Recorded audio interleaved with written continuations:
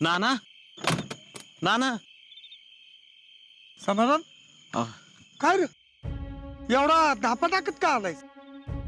हो ना कारणच तसं होतं म्हणून फास्ट मध्ये यावं लागलं. नाना तुमचा आजशी काही फोन झाला का? हा मगाशी आलता त्याचा फोन, पण तेव्हा ट्रेन नव्हती आलेली. मी चौकशी केली तर त्यांनी सांगितलं आज ट्रेन लेट आहे म्हणून. मग मी आजाला सांगितले ती दोघं आली की तुला फोन करून कळवतो म्हणून. जीव भांड्यात पडला बघा. अरे पण लगेचच 5 मिनिटात ट्रेन आली, पण अजून राहुल्या आणि शीतल बाहेर नाही आलेली. काय? शितले, तुला गावात आल्यावर पहिलं वेलकमिंग मीच करेल असं म्हणलं होतं, पण तू तो पण चान्स हिरावून घेतलास. सावऱ्या गेलाय त्यांनाच बघायला. अच्छा बघा आला आला सौर्या आला. काय रे काय झालं? सगळीकडे बघितलं कुठंच नाही. पार त्या पलीकडच्या बाजूला जाऊन बघितलं पण नाहीतच. आणि नाहीत म्हणजे गेली कुठेही दोघ जण? तेच काय कळाना ना. नाना वाटत कुठं उतरले असतील, म्हणजे कोण पाहुणे रावळे? नाही नाही राहुलेच आहे नाही तर नक्की. होय नक्की. तसं काय असतं तर फोन करून सांगितलं असतं ना त्यांनी. हा मी एक काम करतो, मी घरी फोन करतो. म्हणजे काय आहे, आपली आणि त्यांची चुकामुक झाली असली आणि ती घरी पोहोचली असली तर. हा तसं पण होऊ शकतं. फोन लावा तुम्ही.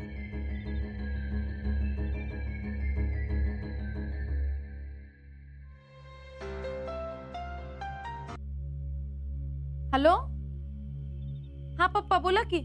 अगं शीतल पोचली का घरी? कुठं हिथं? नाही.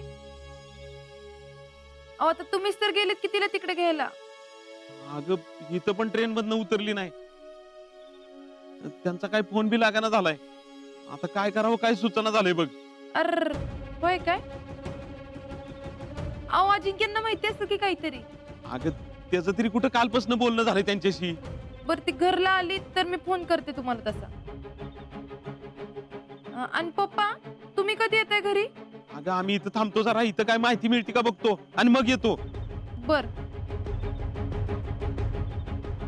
काय की जेडे काय झाले? अगं ट्रेन तर आली पण त्यात शीतल आणि राहुल नव्हते. मग पप्पांनी घरी आलेत का ते विचारायला फोन केलता. अरे देवा, आता ही दोघं कुठे गेली म्हणायची? ते डायरेक्ट या स्टेशनला येणार होते, हे कन्फर्म आहे. मुंबईत उतरून ट्रेन बदलून मग इकडे येणार होती. असं आहे होय? मग असं तर झालं नसेल ना. मुंबईत त्यांना याला उशीर झाला असेल आणि ही ट्रेन चुकली असेल. There you are. असंच काहीतरी झालं असणार. बहिणीसारखाच हुशार आहे की तू पण. असंच काहीतरी झालं असणार. अरे पण फोन बिन करायची काय पद्धत असते का नाही? मामा तुम्ही नका लय टेन्शन घेऊ. काहीतरी झालं असेल.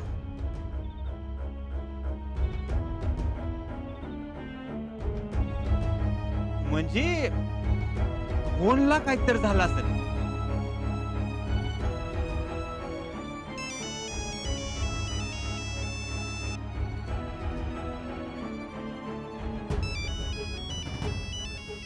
मामा घ्या की. अरे समाधान हा? घे की फोन. हॅलो मामा हा पोचले ना? अरे कसं सांगू, ट्रेन पोचली मगाशी पण ती दोघं काय उतरली नाही ट्रेन मधनं. काय? तुम्ही नीट बघितलं का? सगळीकडे बघितलं का? अरे हो बघितलं की सगळीकडं. अरे जरा ही ट्रेन उशिरा आली, ट्रेनची चुकामुक तर झाली नसेल ना त्यांची? नाही नाही बघतो आम्ही आणि तसं कळवतो तुला. तू काळजी करू नको बरं का. ठीक आहे, मी विचारून बघतो जरा. ठेव. हा सौरे, एक काम करतो, इकडे बघ. त्या ऑफिस मध्ये जाऊन नीट चौकशी करून ये. हा ना ना मी इकडे बघतो. मी तू बघू. काय झालं? काय कळलं का अभ्या? अरे ते म्हणतात शीतल रावला ट्रेन मधून उतरलीच नाहीत. काय? वय काय झालं तरी काय नेमकं? पोचलं नाही तर मग गेली कुठं?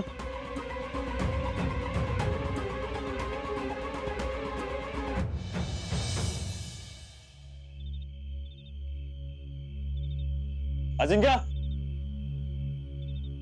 जी जी श्रीमान. वो बाहर लड़के बोल रहे थे। तुम्हारी बीवी अब तक घर नहीं पहुंची। हाँ सर. तो कुछ फोन पर बात नहीं हुई? सर शीतल फोन इथंच विसरून गेली.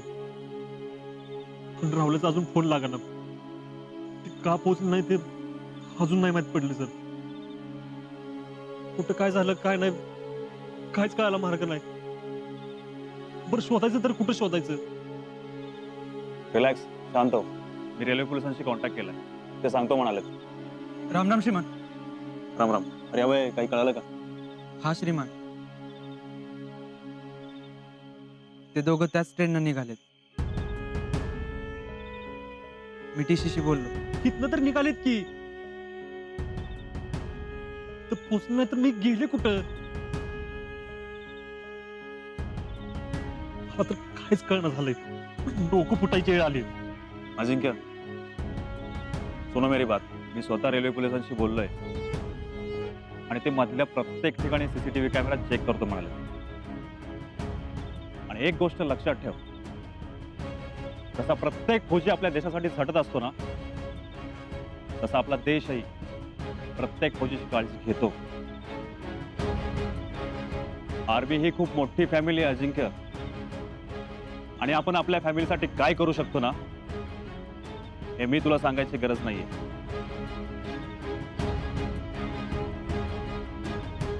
तू काय खाल्लंयस का? नाही ना सर, काहीच नाही. दुपारपासून पाणी पण नाही पिलं.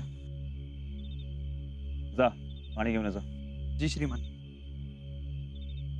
अजिंक्य,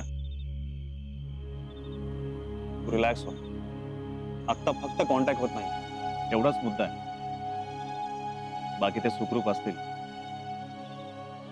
आणि ते दोघे जिथे कुठे असतील ना, ते सुरक्षित असतील त्याची खात्री बाळग. आणि आम्ही इथे आहोत. तुला काहीही शेअर करायचं असेल तर मला बिंदास बोलू शकतोस. ओके? आणि काहीतरी खाऊन घे.